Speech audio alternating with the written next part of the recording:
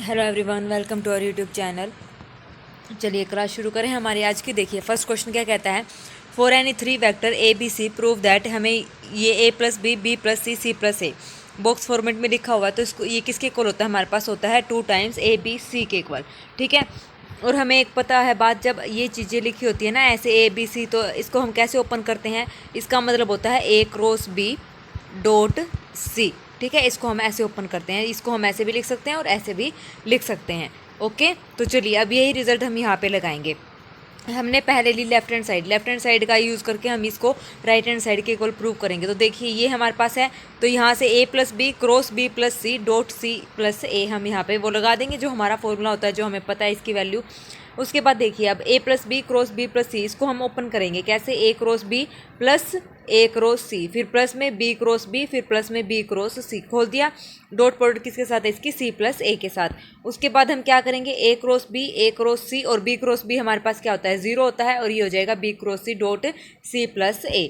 फिर उसके बाद हमारे पास है A cross B, dot product करेंगे किसके साथ, सी के साथ, फिर A cross C, A cross B की कर देंगे, पहले पहले मतलब ए क्रॉस बी की ही कर दें इनके साथ डॉट, पर ए क्रॉस बी की डॉट सी के साथ, ए क्रॉस बी की डॉट ए के साथ, same A cross C dot C, A cross C dot A B cross C dot C और B cross C dot A कर दी सबके साथ डॉट प्रोडक्ट। अब उसके बाद देखिए ये तो हमारे पास हो जाएगा A cross B dot C का मतलब क्या होता है, A B C, A cross B dot A ये इसका मतलब होता है हमारे पास, ये हो गया ए बी ए।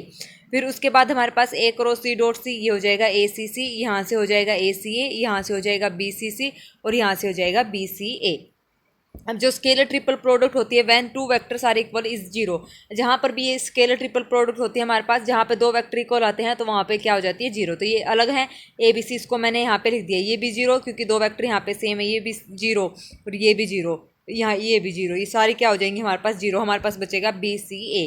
ठीक है, बी सी ए अब ये साइकिल में होना चाहिए, जैसे ए बी सी लिखा है ना, तो बी सी ए होना चाहिए या सी ए बी होना चाहिए, ऐसे नहीं ए सी बी लिख दिया। ठीक है, तो ये ऑर्डर गलत हो जाएगा। तो ये हो गया A B C plus B C A, cycle में लिखा तो इसका अंदर भी दोनों बराबर होते हैं, तो ये हो जाएगा 2 टाइम्स ए बी सी, यानी कि राइट हैंड साइड के इक्वल हमारा आ गया। ठीक है, स्केलर ट्रिपल प्रोडक्ट कैसे डिफाइन करते हैं पता चल गया, बॉक्स फॉर्मेट है, इसको हम कैसे ओपन करते हैं।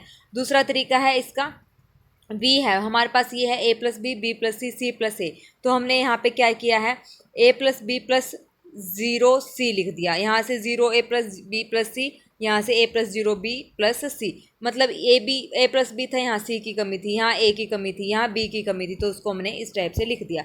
लिखने के बाद इसको हमने डेटमेंट की फॉर्म में लिख दिया, यहाँ पे ए बी सी का कोफिशिएंट A1 1 0, यहाँ से 0 1 1, यहाँ से 1 0 1 और बाहर आ गया हमारे पास ए बी सी। उसके बाद हम क्या करेंगे, इस डेटमेंट को सोल्व कर देंगे, तो इस डेटमेंट की वैल्यू क्या आ जाएगी, 2 टाइम्स ए बी सी। हम इसको ऐसे भी कर सकते हैं डेटमेंट मेथड का यूज़ करके। ओके, तो ये छोटा तरीका पड़ेगा, अगर पेपर में आ जाता है तो हमें ये बड़े वाला ही तरीका यहाँ से करना पड़ेगा, जो एक्चुअल स्केलर ट्रिपल प्रोडक्ट है उसको ओपन करके। ठीक है, ये छोटा तरीका हम यहाँ पे नहीं लगाएंगे। उसके बाद हमारा नेक्स्ट क्वेश्चन क्या कहता है, find the direction cosine of the side of the triangle whose vertices are 3 3 5 -4 -1 1 2 and -5 -5 -2 and also find the angle of the triangle, what type of triangle it is। तो ये किस टाइप का हमारे पास triangle बनेगा। तो देखिए हमारे पास ए बी सी कोई ट्रायंगल है जिसके कोऑर्डिनेट हमारे पास वर्टिसेस गिवन है ना, ए बी और सी गिवन है, तो direction ratios of A B is proportional to, तो जो ए बी के डायरेक्शन रेशो होते हैं वो किसके प्रोपोर्शनल होते हैं, हमें यहाँ पे डायरेक्शन कोसाइन निकालना है इस साइड्स ऑफ ट्रायंगल का। ठीक है, तो direction ratios of A B are proportional to, किसके प्रोपोर्शनल होंगे, देखिए अब हमारे पास क्या है, ए बी के निकालना है ना, तो position vector of B minus position vector of A हम यहाँ से करेंगे, तो ये हमारे पास आ जाएगा -1 -3, फिर उसके बाद 1 -y, फिर उसके बाद 2 माइनस माइनस क्या हो जाएगा 4, तो ए बी हो गया। और क्या आएंगे, इसको सोल्व करेंगे तो -4 4 और 2 6, ये आ गया, यहाँ से 2 कॉमन ले लो, -2 और 3, मतलब ये हमारे पास आ गए direction ratios of A B. ठीक है, उसके बाद direction cosines of A B निकालेंगे तो कैसे आएगा हमारे पास, -2 अपॉन में क्या आ जाएगा, √2 स्क्वायर 2 स्क्वायर 3 स्क्वायर, फिर -2 अपॉन में दिस और 3 अपॉन में सेम ये दिस। ठीक है, जो direction ratios of A B आए हैं ना वो प्रोपोर्शन होंगे किसके, direction cosine of A B के। तो यहाँ से ये प्रोपोर्शनलिटी हमने यहाँ पे दिखा दी, तो हमारे पास direction cosine of A B यहाँ से क्या आ गई, ये आ गए। ठीक है, तो ये आ गए। अब इसको मान लिया हमने L1 M1 और N1। ठीक है, नाम दे दिया इनको। तो डायरेक्शन रेशोज ऑफ ए सी के भी सेम ऐसे ही निकालेंगे। ए सी के क्या होगा, position vector of C minus position vector of A हम यहाँ से निकाल लेंगे। ठीक है, माइनस करके तो हमारे पास ये आ जाएंगे। और प्रोपोर्शनलिटी है तो डायरेक्शन कोसाइन ऑफ ए सी हमारे पास क्या आ जाएंगे, -4 अपॉन में इन तीनों का स्क्वायर करके ऐड कर देंगे, -5 और फिर 1 स्क्वायर रूट कर देंगे। तो हमारे पास ये आ जाएगी L2 M2 और N2। उसके बाद direction ratios of B C are proportional to, अब बी सी के लिए सी माइनस बी कर देंगे, सी माइनस बी के लिए फिर direction ratios of B C हमारे पास आ जाएंगे। उसमें हमारे पास क्या हो जाएगा, इसको नाम दे दिया L3 M3 और N3। अब एंगल बिटवीन साइड्स निकालना है, ए बी और ए सी के बीच में जब एंगल निकालेंगे तो वो क्या बनेगा, A and is given by cos A हमारे पास क्या हो जाएगा, L1 L2 M1 N2 N2 N1 N2। तो कोस ए की वैल्यू यहाँ से आ जाएगी, इनकी क्या कर दो, डॉट प्रोडक्ट आप लोग कर दो, यानी कि प्रोडक्ट कर दो L1 की L2 के साथ, M1 की M2 के साथ, N1 की N2 के साथ। तो हमारे पास ए की वैल्यू आ जाएगी ये cos inverse of this. Same B A और बी सी की निकालेंगे तो हमारे पास क्या आ जाएगा, L1 L3 M1 M3 N1 N3। Direction cosines of B A are, जो बी ए है ना, बी ए के डायरेक्शन कोसाइंस देखो, बी ए के डायरेक्शन कोसाइंस यहाँ पे हमने निकाले थे ए बी के डायरेक्शन कोसाइन। तो बी ए के जब निकालेंगे तो सबको पता है ए बी को जब मैं बी ए के फॉर्म में लिखूंगी तो नेगेटिव साइन करके वेक्टर ऐसे लिखा जाता है। तो नेगेटिव ऑफ L1 M1 और N1, इनके साथ आगे माइनस साइन आ जाएगा। तो सेम यहाँ पे ये लगाया है इन्होंने -L1 -M1, क्योंकि हमें क्या निकालने हैं, बी ए के डायरेक्शन कोसाइन यहाँ पे निकालने। तो यहाँ से बी की वैल्यू आ जाएगी। फिर उसके बाद सी की निकालेंगे तो कोस सी यानी कि सी की वैल्यू आ जाएगी। अब यहाँ से हमें क्या मिला, एंगल ए और angle C and cos B is negative. Angle A क्या है हमारे पास, कोस इनवर्स ए, और एंगल बी हमारे पास नेगेटिव है और सी हमारे पास क्या है, पॉजिटिव। और दोनों क्या है, ए और सी क्या है, दोनों बराबर हैं, ए और सी दोनों बराबर हैं। और बी का एंगल क्या है, यानी कि नेगेटिव है। Therefore triangle A B C is, जब दो एंगल हमारे पास इक्वल है, थर्ड अलग है, तो उसका मतलब ए बी सी कैसा होता है, आइसोसेल्स ऑब्ट्यूज एंगल हमारे पास हो जाएगा, क्योंकि एक एंगल हमारे पास क्या आ गया, नेगेटिव यहाँ से आ गया। तो ट्रायंगल कैसा बना हमारे पास, आइसोस्केल ट्रायंगल यहाँ पे बन गया है। ठीक है, एंगल दो क्या आ गए, बराबर आ गए। उसके बाद है next example, find the angle between the lines whose direction cosines are given by the equation. Angle between the line, angle हमें फाइंड आउट करना है जिसके डायरेक्शन कोसाइंस हमारे पास गिवन है, गिवन बाय द इक्वेशन, इस इक्वेशन में given है। तो देखिए कैसे कंपेयर करके निकालेंगे। ये दो लाइनें हैं, इन दोनों को नाम दे दिया फर्स्ट और सेकंड। तो फ्रॉम फर्स्ट से m की वैल्यू हमें निकाल ली, पुट m इन सेकंड, तो m सेकंड में पुट कर दिया, तो यहाँ से इक्वेशन बन गई, यानी कि हमारे पास l की और वैल्यू आ गई, m और l की वैल्यू आ गई। जब l की वैल्यू रखेंगे एक बार -n और एक बार -2n रखेंगे तो हमारे पास m की वैल्यू यहाँ से निकल आएंगी। ठीक है, तो यहाँ से देखिए, अब the direction ratios of two line are proportional to क्या आ जाएगा, -n -2n और n, l m और n की वैल्यू यहाँ पे रखी। ठीक है, ये हो गया। अब उसके बाद दूसरा हमारे पास क्या आ जाएगा, -2n n और n, क्योंकि दो वैल्यू आएंगी ना, एक बार l की वैल्यू हमें -n रखी है और एक बार l की वैल्यू -2n रखी है, तो m और ये आ जाएगी। ठीक है, फिर यहाँ से हम क्या करेंगे, फर्स्ट में से हमने n कॉमन ले लिया, n कॉमन ले लिया और -1 साथ में कॉमन ले लिया, तो 1 2 -1, यहाँ से हमने n कॉमन लिया तो -2 1 और 1 हमारे पास आ गया। ठीक है, तो ये हो गया हमारे पास। उसके बाद यही हमें निकालना था, देखिए ये हो गया ना इतना, और क्या निकालना था हमें, एक मिनट, यहाँ से हमें निकालना था find the angle between the line whose direction cosines are given of this. देखो हाँ, अब ये हमारे पास वैल्यू आ गई। अब हमें निकालना है इसके एंगल निकालना है, तो cos theta is equal to हमारे पास क्या आ जाएगा, इन दोनों की मल्टीप्लाई, माइनस में 2 फिर प्लस में 2 फिर माइनस में हमारे पास आ जाएगा 1 divided by 1 square plus 2 square plus में 1 स्क्वायर इंटू में 2 स्क्वायर यानी कि 4 + 1 + 1, तो ये कितना आ जाएगा, 2 से 2 कैंसिल, माइनस का 1 अपॉन में अंडर रूट, 2 दूनी 4 + 1 + 1 5, 5 4 5 और 1 6 6, ये हो गया 6, ये हो गया, तो √6 कितना हो गया, √36। तो ये हमारे पास हो गया -1 अपॉन में 6, तो ये हो जाएगा थीटा की वैल्यू हमारे पास आ जाएगी कोस इनवर्स -1 अपॉन 6। और ये हमें यहाँ निकालना था, क्या निकालना था, इसका एंगल बिटवीन दिस लाइन। ठीक है, आ गया समझ में। तो ये इतनी वैल्यू हो गई, इसका सॉल्यूशन आगे थोड़ा सा मिस हो गया है तो आप कर लेना, कोस थीटा की वैल्यू हमें निकालनी है इन दोनों की प्रोडक्ट करके। ठीक है, वो मैंने आपको बता दिया कैसे निकालनी है। चलिए नेक्स्ट क्वेश्चन हमारे पास क्या कहता है, find the value of lambda so that the line हमारे पास गिवन है L1 L2 are at a right angle, also find the equation of a line passing through the point and parallel to line L1 के parallel है।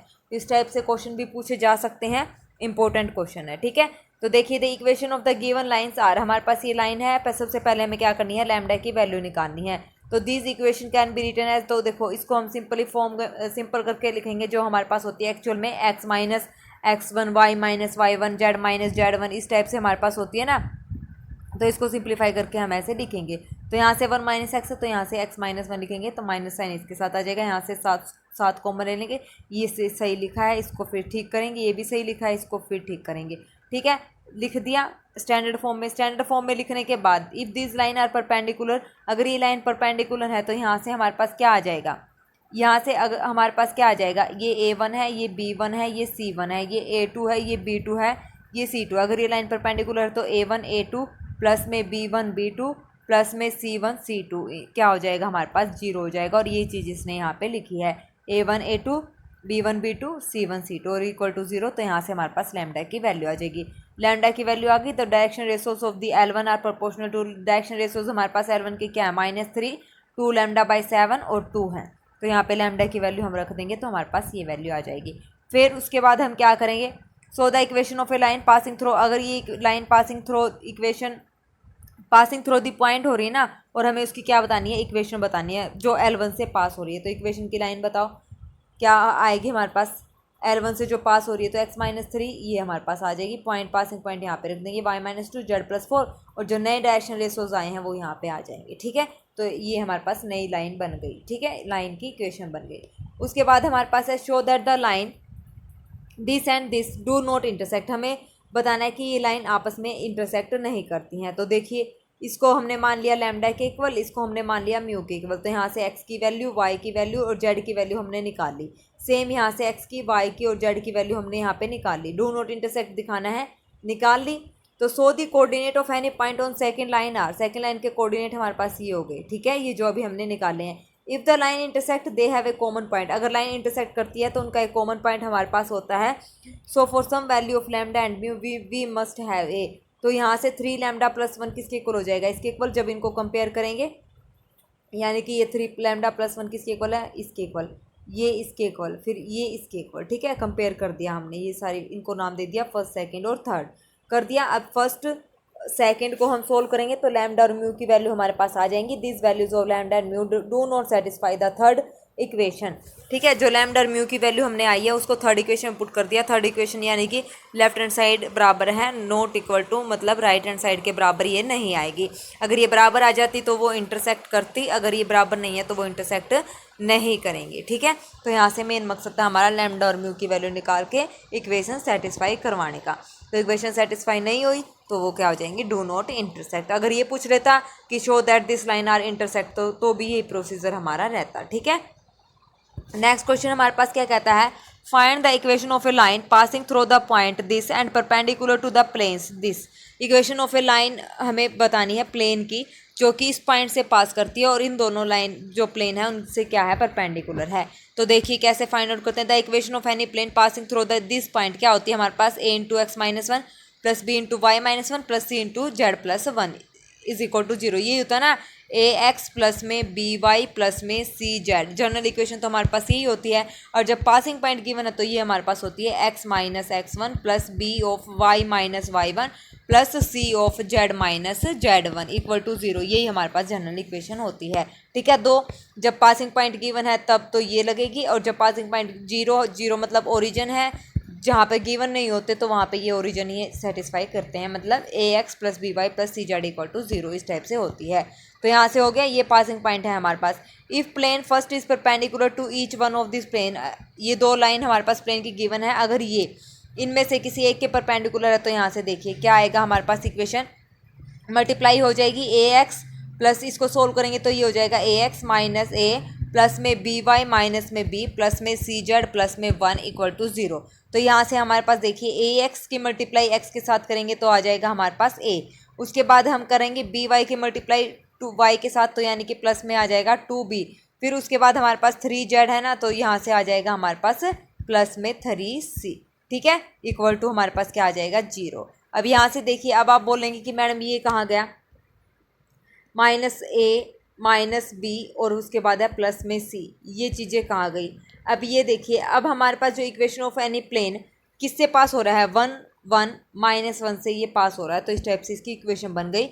अब ये इस line के each one of the plane इनके perpendicular है, तो इसका मतलब जो x का कोफिशिएंट होगा, y का कोफिशिएंट होगा और जो z का कोफिशिएंट होगा उनके आपस में मल्टीप्लाई करेंगे ना, तो ये 7x + 2y प्लस में 3z इज इक्वल टू ये 7 हो जाएगा। ठीक है, तो सिर्फ इनके कोफिशिएंट्स की हम क्या करेंगे, यहाँ पे मल्टीप्लाई करेंगे, यानी कि डॉट प्रोडक्ट करेंगे, बाकी क्या हो जाएंगे 0। तो a + 2b + 3c is equal to 0। And दूसरा हमारे पास हो जाएगा 2a माइनस का 3b और प्लस का 4c इक्वल टू 0। ठीक है, आगे समझ में, ऐसे इसकी हमने यहाँ पे प्रोडक्ट करनी है। उसके बाद देखिए ऑन सोल्विंग, जब हम इस सेकंड और थर्ड को सोल्व करेंगे तो हमारे पास ए बी और सी की क्रॉस मल्टीप्लिकेशन मेथड से ए बी और सी की हमारे पास वैल्यू आ जाएगी। इसको नाम दे दिया हमने लैम्डा, तो ए की वैल्यू 17 लैम्डा, बी की वैल्यू और सी की वैल्यू। अब यहाँ से हम क्या करेंगे, A B C in first we get, first में हम पुट करेंगे, फर्स्ट इक्वेशन हमारे पास ये थी ए बी और सी, तो यहाँ से हमारे पास क्या बन जाएगी, इक्वेशन बन जाएगी। ठीक है, लैम्डा यहाँ से कॉमन लेके कट आउट हो जाएगा और ये एक्चुअल इक्वेशन हमारे पास आ जाएगी जब हम इसको सोल्व कर देंगे। ठीक है, आ गया समझ में। दूसरा तरीका देखिए, किसी को अब ये समझ नहीं आया है तो उसके लिए देखिए दूसरा तरीका क्या है। हमारे पास required plane passing through the point position vector हमारे पास A, let the normal vector to the required plane हमने मान लिया N, N is perpendicular to the normal to the plane, इसके और इसके क्या है, परपेंडिकुलर है, ये हमारे पास गिवन है, तो जो नॉर्मल वेक्टर है वो हमने यहाँ पे एन ले लिया। उसके बाद टू दी वेक्टर n1 हमारे पास क्या है, i + 2j + 3k, यहाँ पे x की जगह i, y की जगह j और z की जगह k, इसको नाम दे दिया n1। और n2 के लिए हमारे पास हो जाएगा 2i - का 3j + के 4k, ये एज इट इज़ यहाँ पे लिखा है। ठीक है, हो गया। अब हम n निकालेंगे n1 क्रॉस n2 से, n हमारे पास आ जाएगा जो नॉर्मल टू द प्लेन आएगा वो आ जाएगी ये n की वैल्यू। तो सो द रिक्वायर्ड इक्वेशन क्या होती है, प्लेन की required equation r.n is equal to a.n, तो r.n करेंगे और a.n यहाँ पे करेंगे तो हमारे पास जो है प्लेन की इक्वेशन आ जाएगी। ठीक है, ये हमारे पास प्लेन की इक्वेशन आ गई। और इसको सिंप्लीफाई करेंगे तो यहाँ पे हम r को ले सकते हैं xi प्लस में yj प्लस में zk, डॉट प्रोडक्ट करेंगे इसके साथ और इक्वल टू क्या लिखेंगे 26। तो जो हमने फर्स्ट वाले तरीके से किया था वही सेम इक्वेशन हमारे पास ये आ जाएगी। ठीक है ना, यही सेम इक्वेशन आ जाएगी। तो दो तरीके हैं, दोनों से आप लोग कर सकते हैं, कोई भी जो आपको सही लगे। उसके बाद है हमारे पास A black and a red die are rolled. A black and a red die are rolled. Find the conditional probability of obtaining a sum greater than 9 given that the black die resulted in a 5. दूसरी conditional probability निकालनी है जहाँ पे सम 8 आ रहा है और given that the red die resulted in a number less than 4। Important question है ये, देखिए क्या कहता है। कंडीशनल प्रोबेबिलिटी का हमें यहाँ पे यूज़ करना है। देखो हमने मान लिया A getting a sum greater than 9, जहाँ पे सम क्या आ रहा है ग्रेटर देन 9। बी हमने ले लिया getting 5 on black dye, black dye पे क्या आ रहा है 5। और दूसरा हमने क्या कर लिया गेटिंग 8 एज द सम, और डी हमने ले लिया getting a number less than 4 on a red die. Red die पर दो डाई हमने लिए हैं ब्लैक और रेड। ठीक है ना, जब ब्लैक डाई पे करेंगे तो हमारे पास 5 आता है और जब रेड डाई करेंगे तो लेस देन 4, 4 से छोटे। तो देखिए अब क्या क्या कंडीशन हमारे पास बनेगी। ए में हमारे पास क्या बनेगा, getting a sum greater than 9, 9 से बड़ा हमने क्या लेना है वहाँ पे सम, तो 6 और 4 10, 6 और 4 10, 5 और 5 10, 6 और 5 11, 6 5 11, 6 और 6 12, ये केस हमारे पास यहाँ पे बन जाएंगे। सेम बी के लिए getting 5 on A black dye, तो ब्लैक डाई पे हमारे पास क्या आना चाहिए 5। दूसरे नंबर वाली है हमारी रेड डाई, तो दो डाई हमने उछाले हैं, तो पहले नंबर वाली ब्लैक 5 5 5 5 5 और 5, तो फर्स्ट नंबर पे क्या आना चाहिए 5, तो बी हमारे पास ये हो गया। सी गेटिंग 8 एज द सम, 8 सम आना चाहिए, 6 और 2 8, 6 और 2 8, 4 और 4 8, 5 और 3 8 और 5 और 3 8, ये आ गया सम। उसके बाद है डी में क्या है 4 से छोटे, less than 4 on a red die, red die पे 4 से छोटे, तो ब्लैक डाई तो सारी चलेगी 1 2 फिर 3 फिर 4 और फिर 5 और फिर 6, और क्या होना 4 से छोटे, तो 1 1 2 1 3 1 4 1 5 1 6 1 6 2 2 2 3 2, फिर उसके बाद आ जाएगा 4 2 5 2 6 2 1 3 2 3 3 3 4 3 5 3 6 3, तो इस टाइप से हमारे पास बन जाएगा। ठीक है, आ गया समझ में। उसके बाद देखिए अब एन ए हमारे पास कितना हो गया, एन ए में कितने एलिमेंट है टोटल 1 2 3 4 5 6, एन बी में हमारे पास 6, एन सी में 5 और एन डी में 18। तो N A intersection B common कितने हैं 2, सी इंटरसेक्शन डी में कॉमन कितने हैं 2, तो यहाँ से पी ऑफ ए कितना आ जाएगा 6/36, P of B, P of C, P of D, P of A intersection B. अब देखो क्या पूछ रहा है, ये रिक्वायर्ड प्रोबेबिलिटी हमें निकालनी है पी ए गिवन बी, तो इसका फॉर्मूला क्या होता है P of A intersection B, जो नीचे होता है ना डिवाइड में गिवन बी, तो वो नीचे आता है, यहाँ पे सी डी तो नीचे आ जाएगा पी ऑफ डी। तो यहाँ से इसको सोल्व कर देंगे, दोनों हमारा आंसर आ जाएगा। ठीक है ना, बस हमें स्टेटमेंट समझ आनी चाहिए कि हमसे क्या पूछ रहा है। चलिए नेक्स्ट क्वेश्चन, सारे इंपॉर्टेंट क्वेश्चन है ये, प्रोबेबिलिटी वाले भी। If A and B are two independent events such that P A bar intersection B is equal to 2/15 and P A intersection B bar is equal to 6, then find P A and P B हमें निकालना है। तो P of A is equal to X, P of B is equal to Y हमने यहाँ पे मान लिया। It is given that A and B are independent events, given है पी ऑफ ए इंडिपेंडेंट का मतलब P of A intersection B को मैं ऐसे लिख सकती हूँ पी ऑफ ए डॉट में पी ऑफ बी, क्योंकि इंडिपेंडेंट गिवन है। ठीक है, सारी वैल्यूज हमारे पास गिवन है, तो देखिए ये वैल्यू इसकी इक्वल है, ये वैल्यू इसकी इक्वल है, तो यहाँ से इंडिपेंडेंट है तो P of A bar into P of B, और यहाँ से इसको मैं ऐसे लिख सकती हूँ। उसके बाद पी ऑफ ए बार का मतलब 1 माइनस पी ऑफ ए, ये पी ऑफ बी, यहाँ से पी ऑफ बी बार का मतलब 1 minus P of B. P of A को मैंने एक्स माना है, पी बी को मैंने वाई माना है, तो यहाँ पे ये वैल्यू रख दो, एक्स और वाई में इक्वेशन हमारे पास आ जाएंगी दो इक्वेशन आ गई, दोनों को सोल्व करेंगे तो हमारा मेन मोटो है एक्स और वाई की यहाँ पे वैल्यू निकालना। तो एक्स और वाई की हमारी वैल्यू आ जाएंगी इनको सोल्व करके। तो देखिए वाई की हमारे पास 2 वैल्यू आ जाएंगी, तो केस फर्स्ट में एक बार वाई को 1/6 रखेंगे, केस सेकंड में एक बार वाई को 4/5 रखेंगे, तो एक्स की वैल्यू हमारे पास आ जाएंगी। ठीक है, हो जाएगा। चलिए नेक्स्ट क्वेश्चन क्या कहता है, the probability distribution of a random variable X is given as under.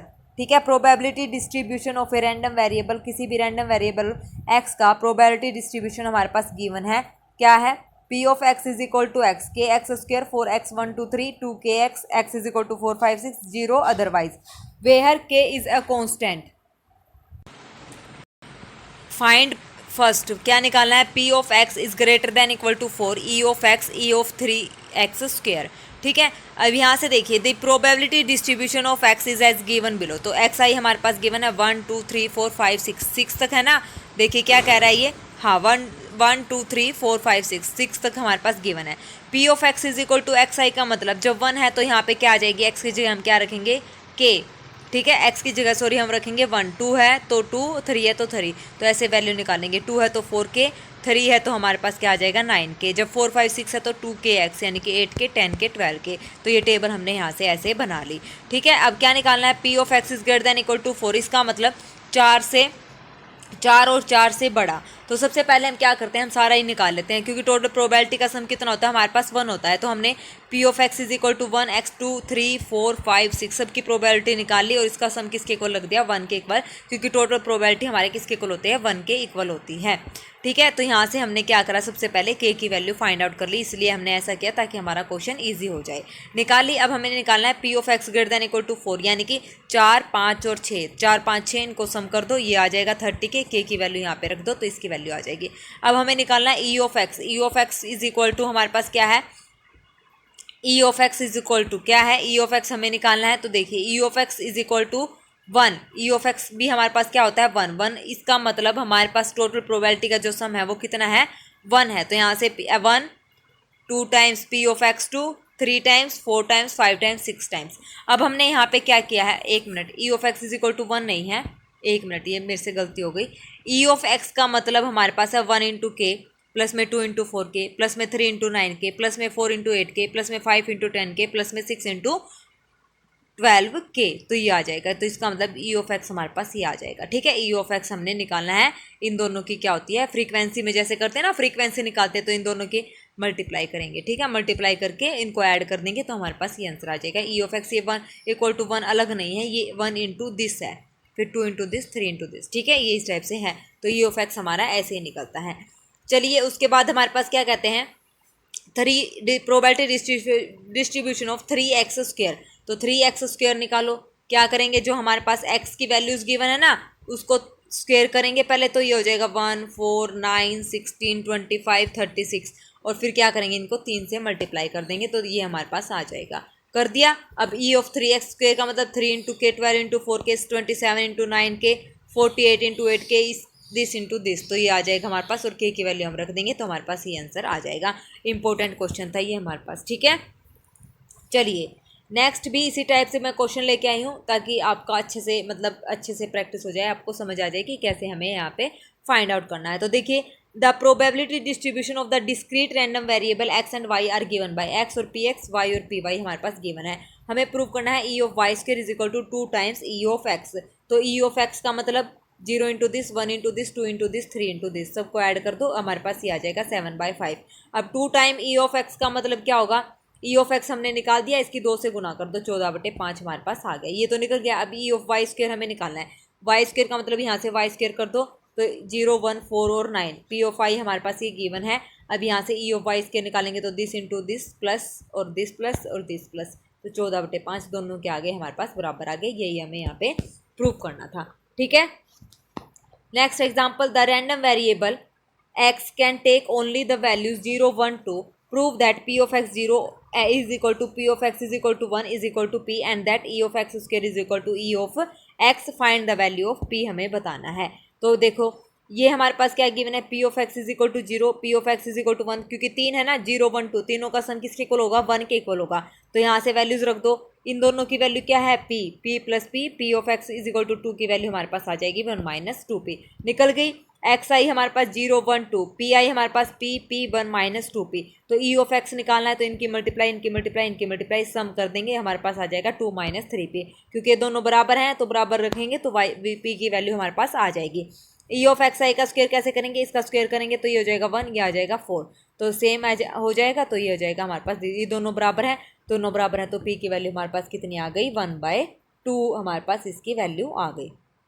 ठीक है, उसके बाद है the probability distribution of A discrete random variable x is given bye, तो प्रोबेबिलिटी डिस्ट्रीब्यूशन हमें निकालना है, x और p ऑफ x हमारे पास गिवन है, ये आप लोग खुद करेंगे। देखो द वैल्यू ऑफ a की वैल्यू हमें फाइंड आउट करनी है, जो ये a है ना, इस a की वैल्यू फाइंड आउट करनी है। e ऑफ x हमारे पास 2.94 गिवन है, तो इसका मतलब इसकी मल्टीप्लाई इसके साथ, इसके साथ, और सबको क्या करते रहना है, हमने ऐड करते रहना है, और किसके इक्वल लिखना है, 2.94 के इक्वल, तो a की वैल्यू हमारे पास आ जाएगी। फिर उसके बाद हमने निकालना है वेरिएंस ऑफ x। देखो यहाँ से हमने using the definition of E x की डेफिनेशन यही है, क्योंकि हम इसकी मल्टीप्लाई करते आ रहे हैं, उनका क्या करा है हमने, सम करा है, तो ई ऑफ एक्स हमारे पास ये होता है। Variance of x, variance of x देखो कैसे निकालते हैं, ई ऑफ एक्स हमारा निकल गया। अब वेरिएंस ऑफ एक्स का फॉर्मूला क्या होता है ये, अब आप बोलेंगे कि मैडम ने ये तो बताया नहीं कि ई ऑफ एक्स, तीनों क्वेश्चन हमने कर लिए, ई ऑफ एक्स हमारा क्या चल रहा है, तो ई ऑफ एक्स हमारा यहाँ पे क्या है, मीन है, क्या है, मीन है। ओके, इतना तो आपको पता है, आपने तैयारी कर ली, परसों हमारा एग्जाम है, ई ऑफ एक्स क्या है, वी ऑफ एक्स क्या है, वेरिएंस क्या है, ठीक है ना, तो ई ऑफ एक्स हमारा यहाँ पे मीन है, मैं बता ही देती हूँ। ठीक है, तो ये हो गया मीन, और वेरिएंस हमें निकालना, तो क्या होता है फॉर्मूला वेरिएंस का, ई of x square minus E of x complete का स्क्वायर। ठीक है, तो वेरिएंस निकालो, ई ऑफ एक्स स्क्वायर सबसे पहले हम निकाल देंगे, वही स्क्वायर करके उनको ऐड करते रहेंगे मल्टीप्लाई करके। ठीक है, हमारे पास ये आ जाएगा, निकल जाएगा। फिर उसके बाद यहाँ पे ये तो हमने पहले ही निकाल रखा है, उसका जो आया था उसका स्क्वायर करना है, गिवन है हमारे पास ई ऑफ एक्स की वैल्यू तो 2.94, तो यहाँ से इसको सब्ट्रैक्ट करेंगे तो हमारे पास वेरिएंस निकल आएगा। इस टाइप से भी क्वेश्चन आते हैं और पूछे जाते हैं, क्योंकि ये डिस्क्रीट रैंडम वेरिएबल है, probability distribution of discrete random variable में इस टाइप से हम निकालते हैं। सिंपल तो मीन और वेरिएंस तो हर कोई निकाल लेगा, मीन और वेरिएंस और स्टैंडर्ड डेविएशन, तो इस टाइप के क्वेश्चन भी हमें आने चाहिए कि कैसे हम निकाल सकते हैं। ठीक है, ठीक है, हो जाएगा। चलिए next question, 2 cards are drawn successively with replacement from a वेस्ट shuffled deck of 52 cards, find the mean and standard deviation of the number of aces. ठीक है, एस आने की प्रोबेबिलिटी क्या है वो हमें बताना है। प्रोबेबिलिटी का मतलब यहाँ पे हमें बताना है मीन और स्टैंडर्ड डेविएशन, सिंपल प्रोबेबिलिटी यहाँ पे नहीं बतानी है। ठीक है, मीन और स्टैंडर्ड डेविएशन हमें यहाँ पे निकाल के दिखाना है। इंपॉर्टेंट क्वेश्चन है ये भी, इस टाइप से भी क्वेश्चन आ सकता है। ठीक है, तो देखिए जितने भी क्वेश्चन हैं सारे इंपॉर्टेंट ही हैं, अच्छे से आप लोग कर लेना इनको। देखिए, let A I denote the event of getting an S in the I H draw, हमने मान लिया ए आई एच ड्रॉ पे हमारे पास क्या आ रहा है, एस आ रहा है। Since the card are drawn with replacement therefore, तो P of A I probability of getting an S in I H draw में हमारे पास क्या आ जाएगा, एस कितने होते हैं हमारे पास, 4 होते हैं, 4C1 divide by total card कितने हैं, 52C1, उसमें से एक एक हमने लिया तो 4/52 यानी कि 1/13 प्रोबेबिलिटी हमारे पास आ गई। अब ना आने की प्रोबेबिलिटी क्या आएगी, 1 माइनस पी ऑफ ए आई, यानी कि कितने आ जाएगी, 12/13। ठीक है, 1 और 2 आई 1 और 2 का मतलब यहाँ पे, क्योंकि 2 कार्ड्स हमने यहाँ पे ड्रॉन करने हैं, निकालने हैं। Let X denotes the number of S in 2 draw, 2 draw में हमारे पास एस आने की प्रोबेबिलिटी क्या होगी, या तो एक भी नहीं आएगा या एक आएगा या दोनों ही हमारे पास आ जाएंगे। तो प्रोबेबिलिटी निकालो, X is equal to 0, X is equal to ये हमने P of X is equal zero को माना, probability of getting no S in two draws, मतलब एक भी एस हमारे पास नहीं आया। जीरो का मतलब यही है, एक का मतलब एक बार आया है, दो का मतलब दो बार आया है। तो यहाँ से प्रोबेबिलिटी क्या हो जाएगी, A1 बार इंटरसेक्शन A2 बार। तो यहाँ से इंडिपेंडेंट इवेंट्स हैं तो इनको अलग अलग कर लेंगे, और P ऑफ A1 बार हमारे पास क्या है, 12/13 गुना 12/13 हमारे पास ये आ जाएगा। फिर उसके बाद है P ऑफ, यानी कि एक बार आया है, एक बार आया है तो उसकी प्रोबेबिलिटी हमारे पास ये हो जाएगी। हो गया, ये फॉर्मूला हमारे पास है। P ऑफ A1 जब हमारे पास सिर्फ एक ही एस आया है, S in either of the two draws में हमारे पास एक एस हमने यहाँ पे निकाला है, तो ये हमारे पास फॉर्मूला हो गया A1 इंटरसेक्शन A2 बार यूनियन A1 बार इंटरसेक्शन A2। तो उसके बाद हमारे पास क्या हो जाएगा, इसको खोल लेंगे तो यूनियन को ये प्लस का साइन आ जाएगा, P ऑफ A1 यहाँ पे आ जाएगा, यूनियन की जगह हमारे पास प्लस। तो वैल्यूज़ रख देंगे, इंडिपेंडेंट इवेंट्स हैं तो इन दोनों को अलग अलग कर देंगे और वैल्यू रख देंगे तो हमारे पास ये आ जाएगा। अब दोनों ड्रोन में हमारे पास क्या निकला, एस निकला, एस निकला तो A1 इंटरसेक्शन A2, तो यहाँ से P of A1 into P of A2, तो यहाँ से प्रोबेबिलिटी हमारे पास ये आ जाएगी। ठीक है, आ गई। अब यहाँ से बनाओ टेबल, टेबल बनाएंगे तो प्रोबेबिलिटी डिस्ट्रीब्यूशन ऑफ एक्स 0 1 और 2, P ऑफ एक्स जब एक भी एस नहीं है तो इतनी प्रोबेबिलिटी, एक बार है तो इतनी, दो बार है तो हमारे पास इतनी। तो समीशन यानी कि क्या निकालेंगे, summation P of I X I क्या आ जाएगा, इसकी इसके साथ मल्टीप्लाई, इसकी इसके साथ, इसकी इसके साथ, और सबको क्या कर देंगे सम। फिर उसके बाद निकालेंगे P of I X I का स्क्वायर, तो यहाँ से इसका स्क्वायर करेंगे, 0 का स्क्वायर, 1 का स्क्वायर, 2 का स्क्वायर, तो हमारे पास ये आ जाएगा। ठीक है, अब मीन हमारे पास क्या होता है, मीन सिंपल मतलब E ऑफ एक्स अभी हमने निकाला था, इसका इसकी मल्टीप्लाई इसके साथ, इसकी इसके साथ, इसकी इसके साथ, तो तीनों को ऐड कर देंगे, यानी कि 26/169 हमारे पास मीन आ जाएगा।